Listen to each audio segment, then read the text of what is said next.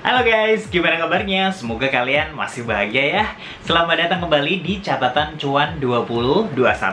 Buat kalian yang baru aja bergabung, Catatan Cuan 2021 ini merupakan serial di mana gue mendokumentasikan penjualan gue yang menghasilkan cuan di tahun 2021. Dan untuk barang-barang yang gue jual itu adalah barang second. Terutama gue lakukan penjualannya itu adalah di Tokopedia. Nah, untuk kali ini barang yang gue jual itu adalah Sony ZV-1. Mungkin sudah kali kelimanya gue menjual barang Sony ZV-1 ini, kamera Sony ZV-1 ini. Terus mulai dari harganya itu masih gue dapetin untuk harga secondnya itu di 8.500.000 sampai untuk yang terakhir ini gue bisa mendapatkan harga secondnya di 6.900.000 rupiah. Waktu itu gue mendapatkan iklannya di Tokopedia itu adalah di 7 juta rupiah, tetapi gue tawar 100.000 jadi 6,9 karena gue melihat untuk bonusannya partnya itu banyak. Jadi ada 2 baterai original dan juga ada 1 charger yang ada di paket penjualannya. Jadi gue nggak nawar terlalu banyak kayak gitu. Nah, kemarin di hari Sabtu itu ada yang nawar di 7,3 juta rupiah. Sebenarnya waktu itu gue mengiklankan di Tokopedia itu adalah di 7.900.000 rupiah.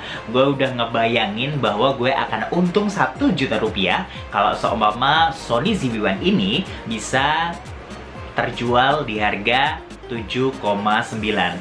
Tetapi gue mikir-mikir karena akhir-akhir ini itu kayak barang jualan gue lumayan banyak gitu kan ya. Jadi untuk cash flow gue itu agak tersendat. Dan kemarin juga itu gue kayak kekurangan uang gitu kan ya. Ada barang bagus, tetapi barang-barang yang gue jual itu ternyata belum ada yang laku. Alhasil ya udahlah ya, daripada cash flow gue itu tidak berputar, bisnis gue tidak berputar, makanya akhirnya gue dealin untuk Sony ZV-1 ini di 7,3 juta rupiah. Sebelumnya, waktu gue membeli Sony ZV-1 ini di 6.900.000, ada juga tambahan cashback senilai 300.000 rupiah berupa toko poin dari Tokopedia. Tetapi karena gue melihat akhir-akhir ini untuk iklan di Tokopedia itu memberikan informasi bahwa untuk power merchant yang ada di Tokopedia itu akan mendapatkan cashback senilai 5%. Itu akan sangat menarik perhatian dari para pembeli. Jadi gue memutuskan untuk upgrade ke power merchant. Dan kalau seumpama kalian tahu bahwa power merchant ini akan mendapatkan potongan 1% dari semua barang-barang yang terjual kayak gitu. Ya udahlah ya, gue berpikir bahwa kalau seumpama gue bisa mendapatkan penjualan yang lebih banyak dalam kurun waktu yang lebih singkat, maka cuan gue juga akan lebih banyak pula kayak gitu.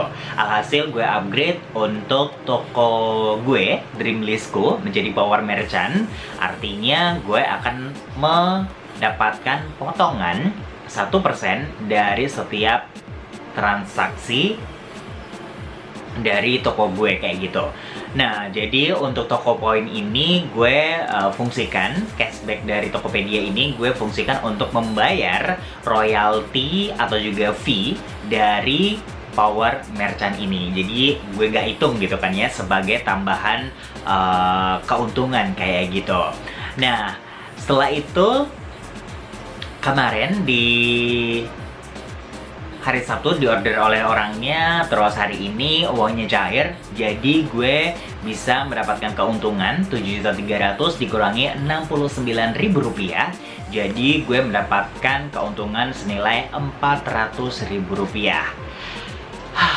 Gue cukup bersyukur sih kalau seumpama biasanya gue cuma bisa mendapatkan di 50.000 rupiah, sekarang ini gue bisa mendapatkan di keuntungan 400.000 rupiah. Jadi sebenarnya gue agak-agak serakah gitu kan ya. Gue udah mikir bahwa gue akan mendapatkan keuntungan Sony ZV-1 ini 1 juta rupiah, ternyata ada hal yang gue pelajarin di kasus kali ini, dimana gue harus memikirkan cash flow dari bisnis gue. Jadi kalau seumpama gue bertahan keinginan gue, ego gue untuk mendapatkan cuan di 1 juta rupiah, tetapi bisnis gue nggak jalan, akan lebih runyam kan?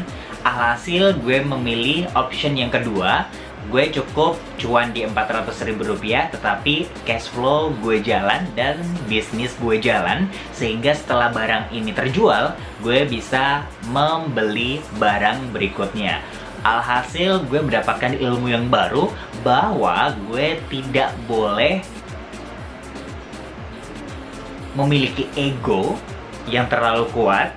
Gue harus berpikir secara rasional, mana yang harus diduluin dan mana yang harus di nomor 2 kan, kayak gitu. Nah, jadi buat kalian yang sedang memutar bisnisnya, jangan lupa untuk menimbang-nimbang terlebih dahulu gitu kan ya, apa aja yang bisa menjadi bahan untuk membuat bisnis kita ini jauh lebih lancar transaksinya. Dan sekarang ini gue untuk cash flow-nya atau juga uang yang berputar di bisnis catatan cuan 2021 ini adalah kisaran di 10 juta. Gue nggak kebayang kalau seumpama uang yang gue puterin itu 1 miliar, 7 miliar, 10 miliar. Gue harus berpikir lebih rasional lagi. Jangan sampai gue termakan ego atau juga emosi sesaat. Wah, gue mendapatkan insight yang baru untuk di catatan cuan kali ini. Jadi kalau seumpama kalian melihat video gue yang sebelumnya, untuk catatan cuan 2021 itu ada di 1.560.000 rupiah, dan sekarang mendapatkan cuan tambahan senilai 400.000 rupiah.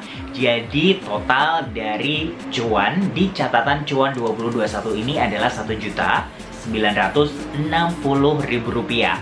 Gue berharap bahwa di akhir tahun nanti gue bisa mendapatkan dana tabungan senilai 75 juta rupiah, karena itu merupakan goal gue di tahun 2021 dari sisi keuangan.